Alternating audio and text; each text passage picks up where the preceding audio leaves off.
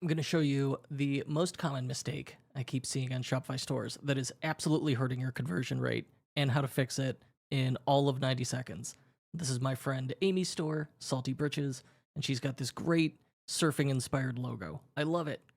And then when I open my cart and I go to checkout, and we land on checkout, I discover something has occurred. She forgot to include her logo. I swear, it feels like half of stores I see do this. It's an easy fix, and it's an easy thing to overlook.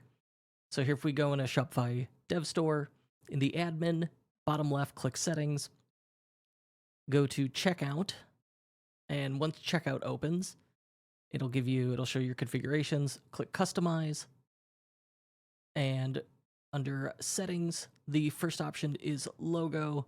Just go ahead and grab your logo, just add that, boom. Our logo now appears at checkout. Click save, and you're done. 1 minute, we solved this problem.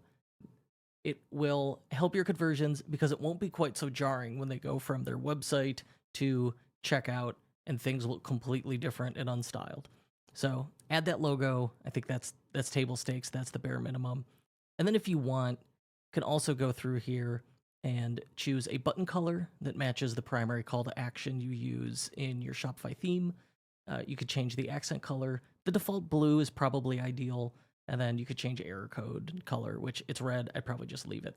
So really logo, add your button color, and then if you want to get fancy, you could try adding a background image up there. Maybe play with these settings a little bit, get comfortable.